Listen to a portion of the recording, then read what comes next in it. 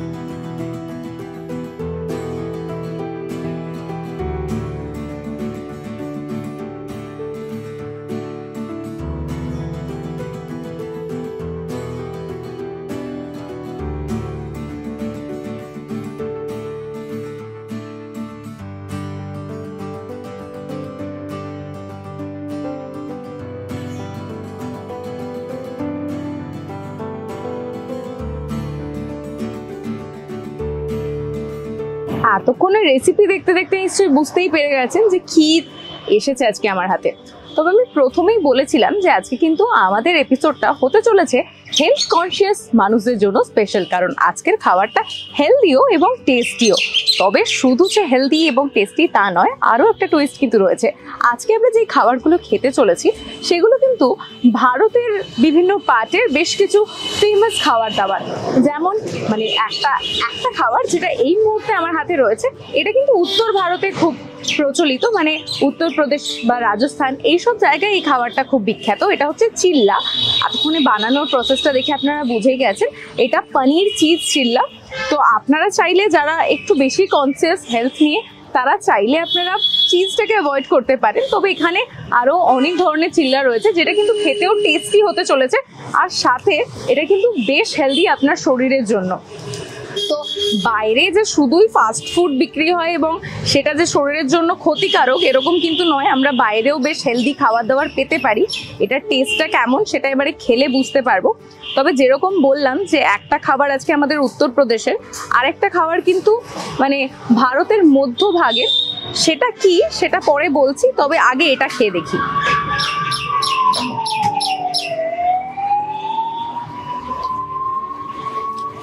আপনারা দেখেছেন নিশ্চয়ই যে কিভাবে এটা তৈরি হচ্ছে, তাতে কতটা অ্যামাউন্টের পনির দেওয়া হচ্ছে। তো পনিরটা কিন্তু আপনারা যতবারই বাইট নেবেন ততবারই সেই টেস্টটা পাবেন। এটা প্রচণ্ড গরম, একদম গরম গরম সার্ভ করেছে, তাই আমার কেটে কেটে খেতে হচ্ছে। আর সাথে কিন্তু দুটো চাটনি দিয়েছে, একটা ধনে পাতার চাটনি রয়েছে আর একটা রসুনের চাটনি। এই দুটো চাটনির টেস্টও কিন্তু বেশ অথেন্টিক। আপনারা চাইলে দুটো দিয়ে একসাথে নিয়ে টেস্ট করতে পারেন বা ইন্ডিভিজুয়ালি আপনাদের যেটা ভালো লাগবে। আমার তো দুটো চাটনি খুব টেস্টি লাগছে।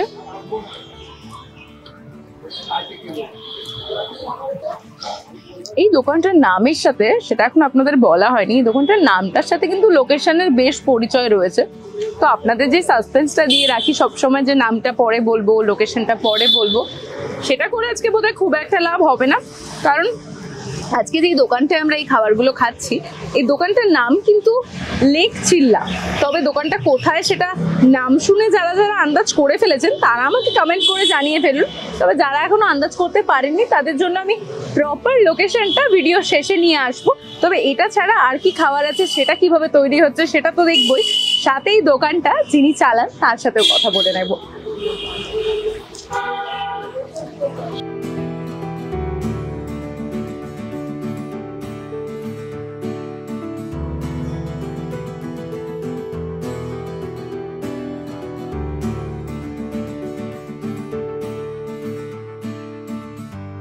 আপনার নাম?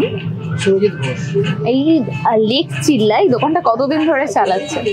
আমি 20 বছর হয়ে গেছে। 20 বছর ধরে এই দোকানটা রয়েছে। আগে বাবা করতো, বাবা মরে যাওয়ার পর আমি ধরেছি। আপনি করছেন তো? দোকানটার নাম কি লেক চিল্লা? এখানে লেক কালীবাড়ির কাছে থাকার জন্যই? হ্যাঁ, ওই জন্যই দোকান। তো আপনার এখানে কি কি পাওয়া যায়? আমার এখানে সব রকম টাইপের চিল্লা আছে, যেরকম অনিয়ন চিল্লা, পনির চিল্লা, চিজ চিল্লা, বাটার চিল্লা, মিক্স চিল্লা।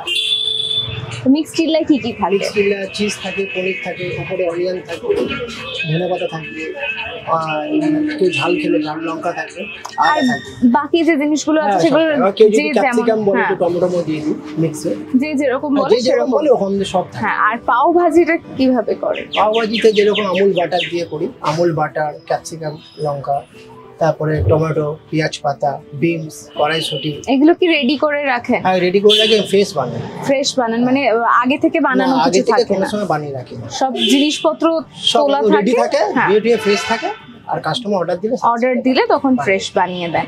আর এই যে দোকানটা আপনার রয়েছে এখানে মানে মোটামুটি কেমন ভিড় হয়, মানুষ কেমন খেতে আসে এখানে? ভালোই ভিড় হয়। ভালোই, ঠিক আছে। আর কত থেকে শুরু দাম, প্রাইস এগুলোর? নর্মাল পাওভাজি যেটা আছে 90 টাকা আছে, আর যদি কেউ চিজ পাওভাজি খায় 120 টাকা দাম আছে। আর চিল্লাগুলো কেমন দাম থেকে শুরু? অনিয়ন চিল্লা 70 রুপিস দাম আছে, 70 টাকা।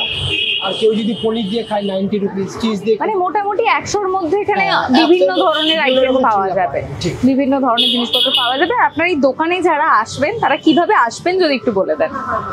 এখানে নিয়ারেস্ট লেক কালীবাড়ি মন্দির আছে, মায়ের মন্দিরের সামনেই আছে। মন্দির 105, 107, আমাদের 105।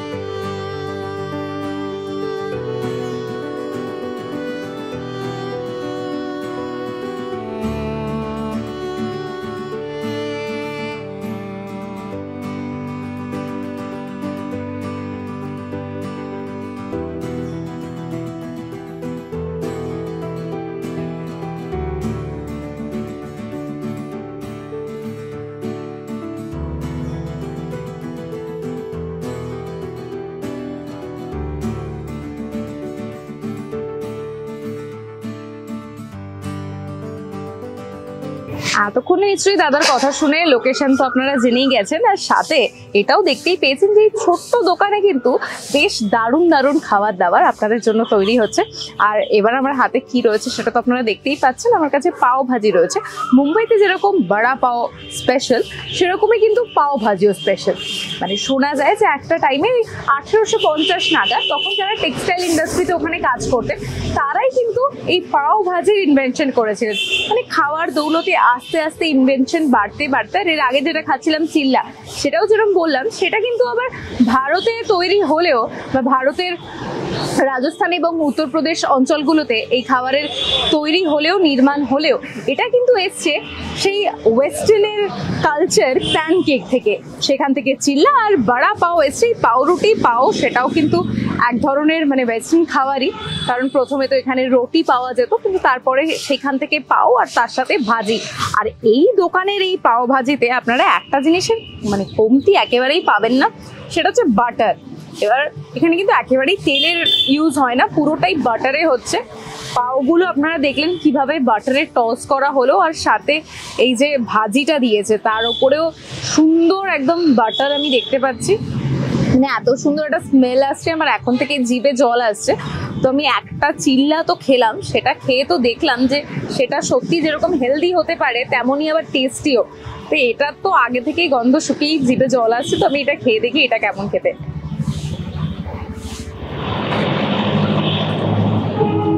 কিন্তু সত্যিই দুর্দান্ত। ফ্লেভারটা এত ভালো, মানে ওপরে বাটারের ফ্লেভার যেটা বললাম, বাটারটা তো মুখে মেল্ট করছেই, তার সাথে কিন্তু লেবু, মশলা আরও যা যা উনি ইউজ করেছেন সবই আপনাদের উনি কিন্তু দেখিয়েছেন যে কিভাবে তৈরি করছেন। আপনারা বাড়িতে অবশ্যই ট্রাই করতে পারেন সেই রেসিপিটা দেখে, তবে এখানে এসে খেলে আই গেস এই স্বাদটা আপনারা উপভোগ করতে পারবেন।